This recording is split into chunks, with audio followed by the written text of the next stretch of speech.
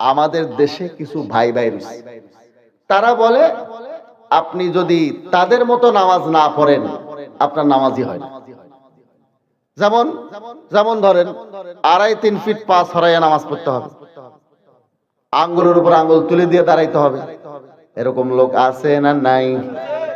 যদি আপনি 2.5-3 ফিট পা ছড়াইয়া না দাঁড়ান, আঙ্গুলের উপর আঙ্গুল তুলে দিয়ে যদি ঠেলাঠেলি না করেন, তাহলে আপনার নামাজ হলো না। কারণ আপনার নামাজ সহিহ হাদিস মোতাবেক হয় নাই, এজন্য আপনার নামাজ হয় নাই। বলে কি বলে না? চলুন আমরা একটু কোরআনে কারীম থেকে দেখি, এরপরে হাদিস থেকে দেখি যে আমরা আসলে নামাজে কিভাবে দাঁড়াবো, এই বিষয়টা সঠিক পথ কোনটা, এটা জানার দরকার আছে না নাই? চলেন আমরা একটু জেনে নিই, আমরা যেভাবে নামাজ পড়ি এই নামাজটা আসলে হচ্ছে কি হচ্ছে না, বা আসলে নামাজের মধ্যে কিভাবে দাঁড়ানো উচিত। আমি প্রথমেই আপনাদেরকে কোরআনে কারীমের পারা নম্বর 1 পৃষ্ঠা নম্বর 18 এখান থেকে দেখাই আল্লাহ পাক রব্বুল আলামিন নামাজের মধ্যে দাঁড়ানোর সময় কি করতে বলছে।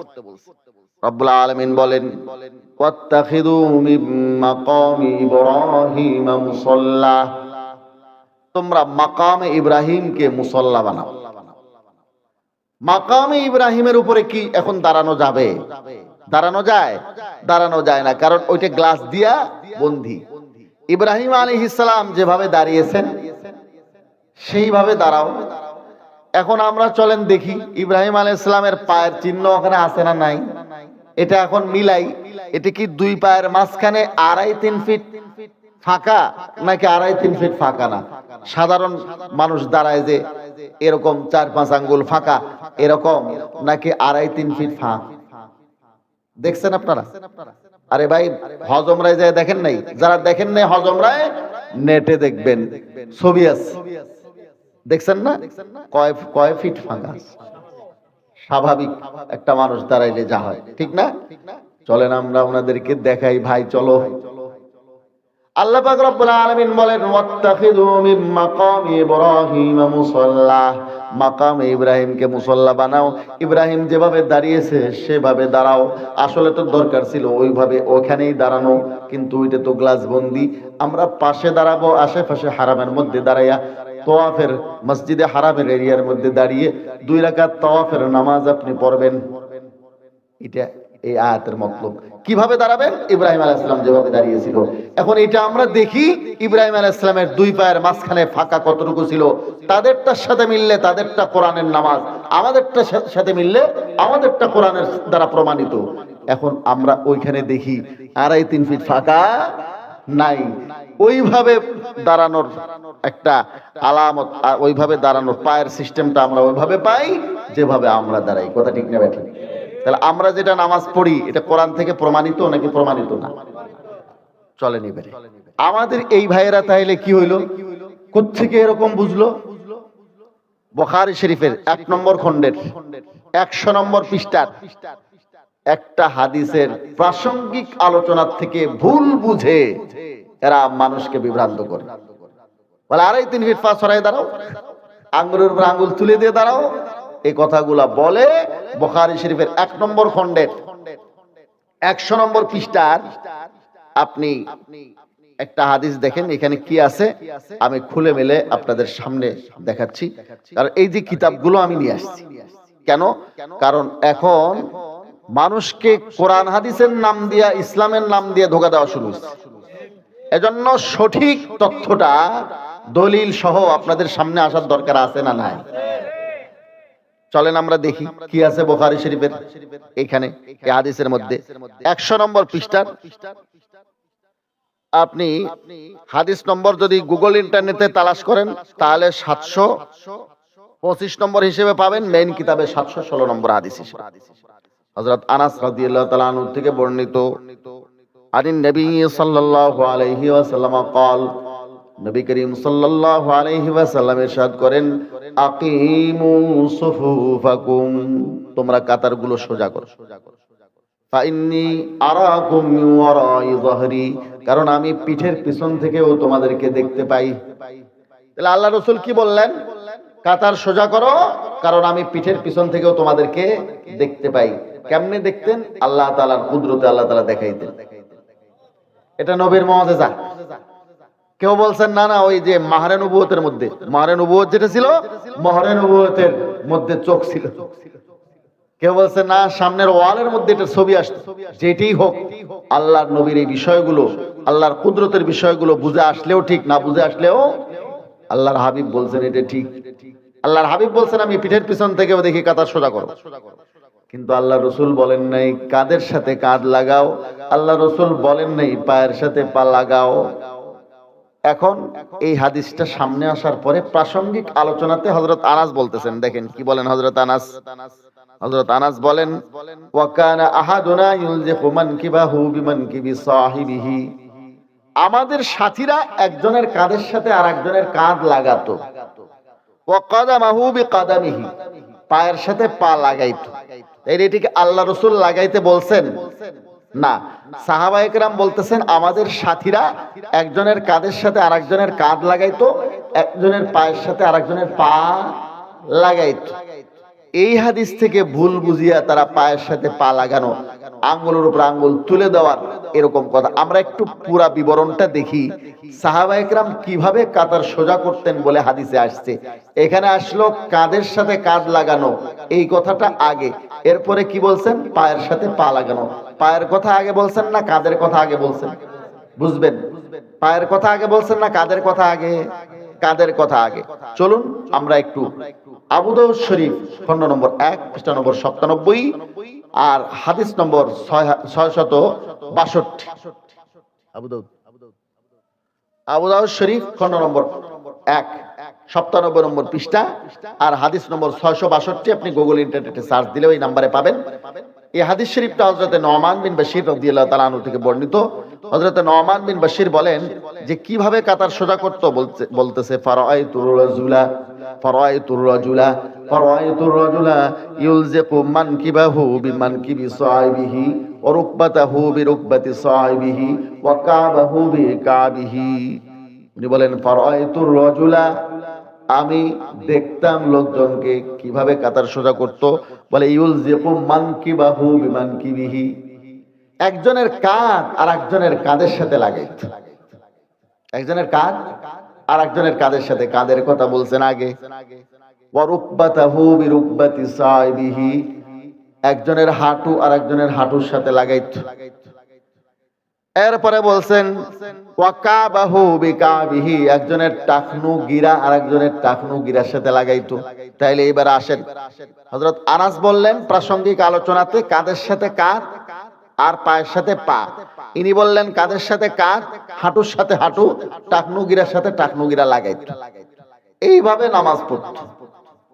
তো সাহাবায়ে কেরাম যেভাবে বলছেন এইভাবে আমরা একটু কাতার সোজা করে দেখি তো হুবহু এইভাবে আমরা কাতার সোজা করে দাঁড়াইতে পারি কি পারি না। কারণ সাহাবীগণ বলছেন আল্লাহ রাসূল কাতার সোজা করার যখন নির্দেশ দিয়েছেন তখন আমরা এভাবে দাঁড়াতাম। নবীজি বলছেন এভাবে দাঁড়াইতে, তা ওনারা বলেন নাই, বাকি ওনারা এভাবে দাঁড়াইতেন এটা বলছেন। এখন আমরা একটু তিনজন ভাই এখানে দাঁড়ান তো একই হাইটে, আমি কাতার সোজা করার একটু প্র্যাকটিক্যাল আমল দেখাই দিই। তিনজন ভাই একই হাইটের এখানে দাঁড়ান, একই রকম হাইট, লম্বা একরকম, এরকম ভাইয়েরা দাঁড়ান। এ ভাই আপনারা আমার ওয়াজ কি বুঝতেছেন না? এগুলোর দরকার নাই, এগুলো জানার দরকার আছে না নাই?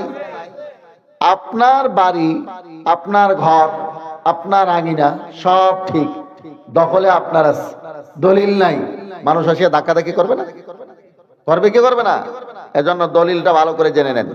আমাদের এই জ্যাকেট গুলো খুলে ফেলেন একটু কষ্ট করে 2 মিনিটের জন্য। আমাদের এই বন্ধুরা যেভাবে কাতার সোজা করে পা ছড়ায় ওভাবে পা ছড়ায় দাঁড়ান। ভাই একটু আপনি সরেন দিক, হ্যাঁ জ্যাকেটটা একটু কষ্ট করে খোলা যাবে? হ্যাঁ একটু খুলেন। বহু ভাইয়ের বোনে অনেক শীত লাগতেছে, ডবল জ্যাকেট আছে মাশাআল্লাহ। যাই হোক, দুইটা মোবাইল না লাইট, আল্লাহ তাআলা ওনারে যা যা খায়ের দান করেন, কষ্ট করে আসছে অনেক দূর থেকে বয়ান শুনতে। একটু পা ছড়াইয়ে দাঁড়ান, ওনারা যেভাবে দাঁড়ায়, ওনারা যেভাবে ছড়ায় সেভাবে ছড়ান, অত বেশি মানে যেভাবে যেভাবে ওনারা দাঁড়ান সেভাবে দাঁড়ান, আঙ্গুলের উপর আঙ্গুল তুলে দেন। এখন হযরতে আনাস বলছেন আমরা একজনের কাঁধের সাথে আরেকজনের কাঁধ লাগাইতাম, একজনের পায়ের সাথে আরেকজনের পা লাগাইতাম।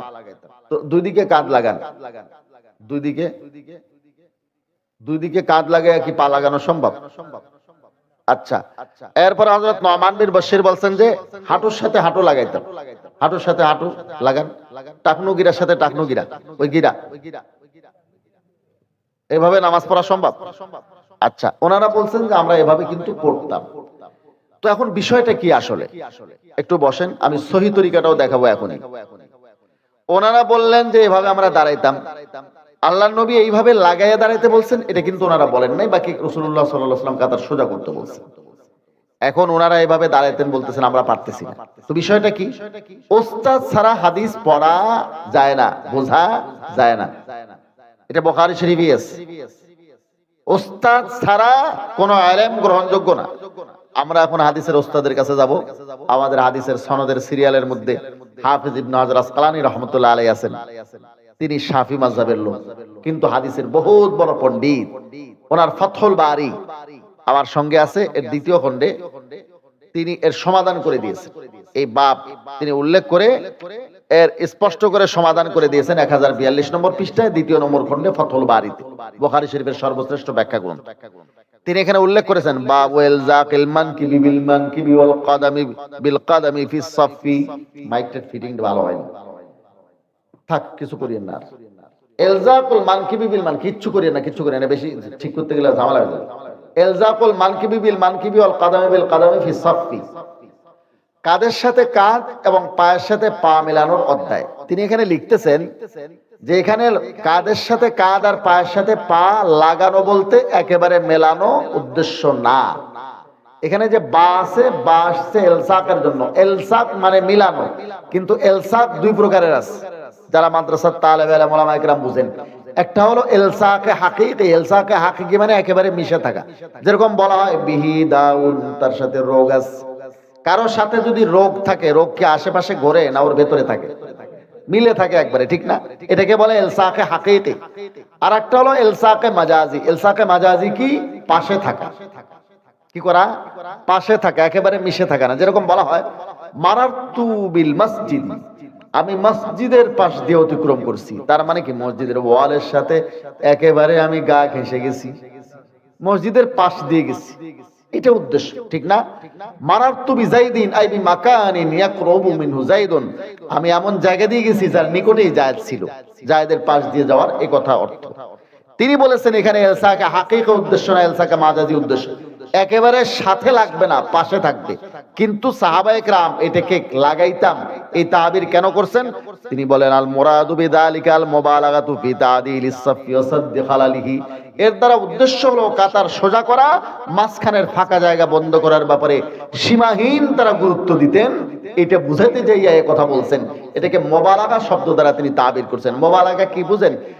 মুবালাগা সাধারণ ওলামায়ে কেরাম আর তালেবে ইলমরা তো বুঝেনি। আমি সাধারণ মুসলমানদের জন্য, সাধারণ ভাইদের জন্য একটু সহজ করে বোঝানোর জন্য একটা উদাহরণ দিই। ধরেন আমাদের দেশের একটা ঘটনা আছে, শুনছি আমি। একটা লোক গেছে, এর গল্প করে না অনেকে, বিদেশে গেছে, যাই এক বিদেশির সাথে গল্প করতেছে। তো প্রত্যেকেই নিজের দেশ নিয়ে গর্ব করতেছে। বিদেশি বলে শোনো বাঙালি, আমাদের দেশ এত উন্নত যা আমাদের দেশের প্লেন গুলো আকাশের উপর দিয়ে ওড়ে। বাঙালি তো চমকে গেছে, আরে আকাশের উপর দিয়ে প্লেন ওড়ে? বলছে ভাই একেবারে কি আকাশের উপর দিয়ে? বলে না, সামান্য একটু নিচ দিয়ে। এখন বাঙালি চিন্তা করে আমাদের কি নিয়ে গর্ব করি, প্লেন তো এত বেশি আমাদের দেশে ওড়ে না, আর ও তো ওইটা বলেও ফেলছে, এখন কি নিয়ে গর্ব করি, কি নিয়ে গর্ব করি? বাঙালি তো আবার ঠকে না। সে বলতেছে আমাদের দেশের লোকেরা নাক দিয়ে ভাত খায়। বলে নাক দিয়ে? একেবারে নাক দিয়ে? বিদেশি তো চমকে গেছে, আরে নাক দিয়ে ভাত কেমনে খায় বাঙালিরা? নাক দিয়ে ভাত খায়? বলে না, সামান্য একটু নিচ দিয়ে। এটা হলো মুবালাগা, একটা কথা বেশি করে বোঝানোর জন্য একটু বাড়াইয়া বলা। সাহাবায়ে কেরাম কাতার এত বেশি সোজা করতেন, এটা বুঝাইতে যায় বলছেন যেন একজনের কাঁধের সাথে কাঁধ, একজনের পায়ের সাথে আরেকজনের পা লেগে যেত। আসলে লাগবে না, পাশে থাকবে, কিন্তু মাঝখানের ফাঁকা জায়গা বন্ধ করা এবং কাতার সোজা করার ব্যাপারে খুব গুরুত্ব বোঝানোর জন্য ওনারা এইভাবে বলেছেন। এটা এলসাকে মাজাজি, এলসাকে হাকিকি না। ভাইরা আমার, এখন রইল সাহাবায়ে কেরাম যেটা বলেছেন এটা এখানে তিনি ওয়াজাহাত করছেন, পরিষ্কার করছেন যে একেবারে লাগানো উদ্দেশ্য না, পাশে থাকা উদ্দেশ্য। এবং তিনি বলেছেন কাতার সোজা করার ব্যাপারে সবচেয়ে জামে হাদিস কোনটা, বলে সবচেয়ে জামে হাদিস হলো আবু দাউদ শরীফের 97 নম্বর পৃষ্ঠার প্রথম খণ্ডের 666 নম্বর হাদিস, হযরত ইবনে ওমর রাদিয়াল্লাহু তাআলা আনহুর হাদিস। তিনি সাব বলেছেন হাদিসু ইবনে ওমরা ফি আবি দাউদ, ফি সুনানি আবি দাউদ, সুনান আবি দাউদের মধ্যে হযরতে ইবনে ওমর রাদিয়াল্লাহু তাআলা আনহুমার যে হাদিস আছে এটাকে তিনি কাতার সোজা করার জামে হাদিস বলছেন। সেই হাদিসে কি আছে আমি দেখাচ্ছি, তিনটা কথা। আল্লাহ রাসূল বলেন আকিমুস সুফুফ, কাতার সোজা করো, ওয়া হাদু বাইনাল মানাকিব, কাঁধের সাথে কাঁধ সমান্তরালে রাখো, এক বরাবর রাখো। লাগানোর কথা আল্লাহ রাসূল বলেননি, কি করো, সমান্তরালে রাখো, এক বরাবর রাখো। আর অসুদ্দুল খালালা, মাঝখানের ফাঁকা জায়গা বন্ধ করো।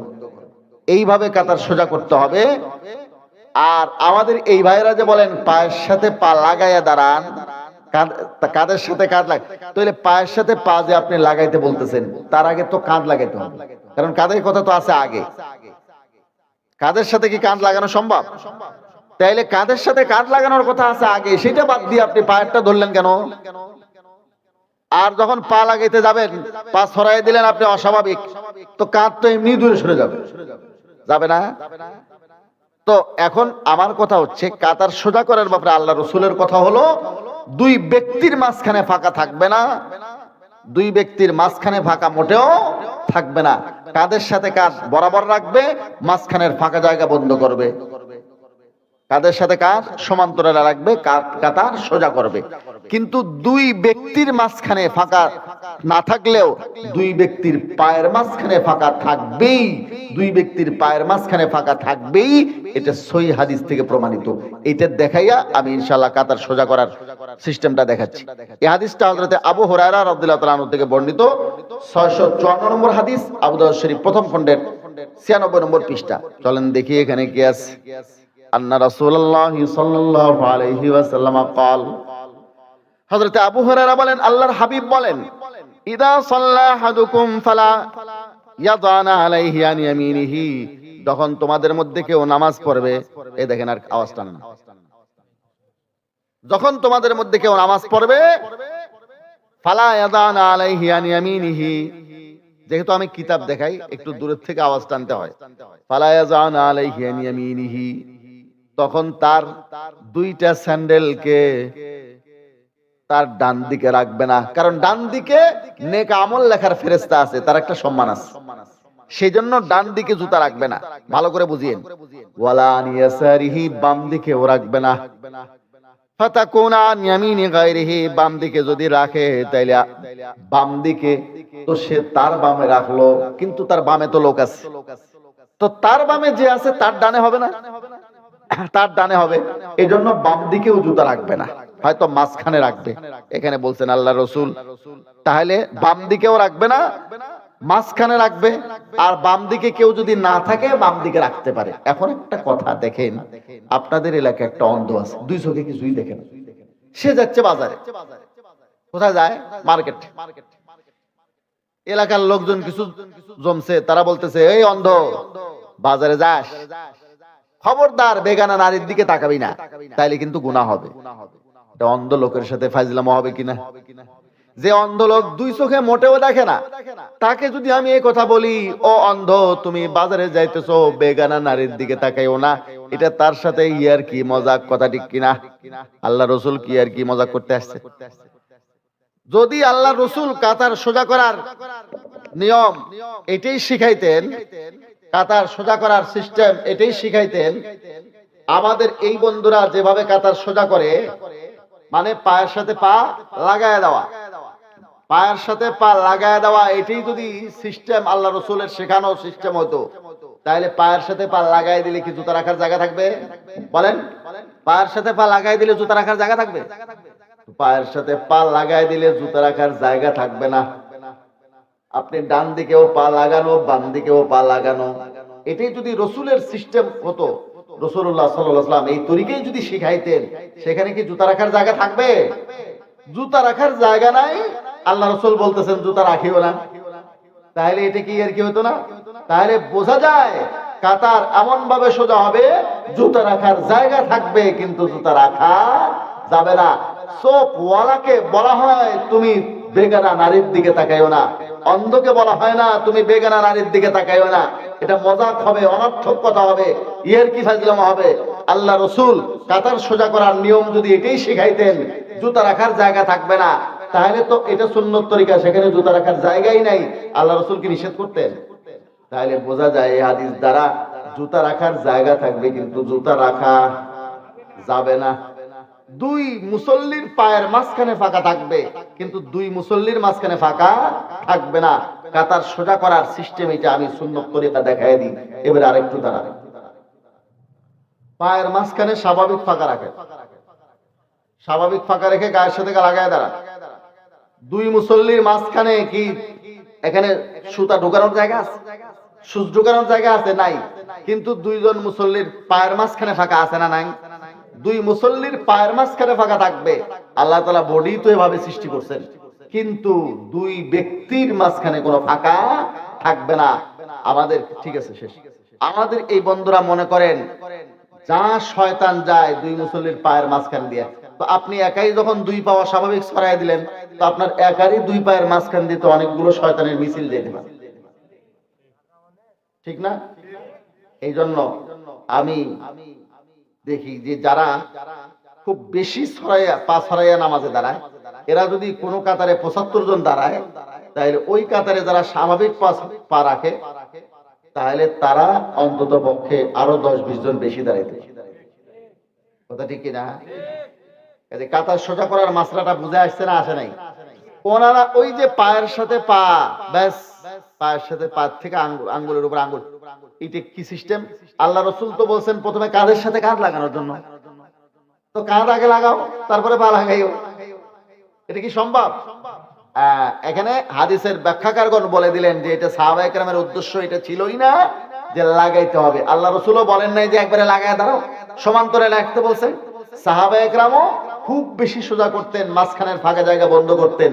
এটা বুঝাতে যেয়ে বলছে আমরা এমন ভাবে সোজা করতাম যেন যেন যেন কাঁধের সাথে কাঁধ লেগে যেত, যেন পায়ের সাথে পা, যেন হাঁটুর সাথে হাঁটু, যেন টাকনুর সাথে টাকনু লাগতো।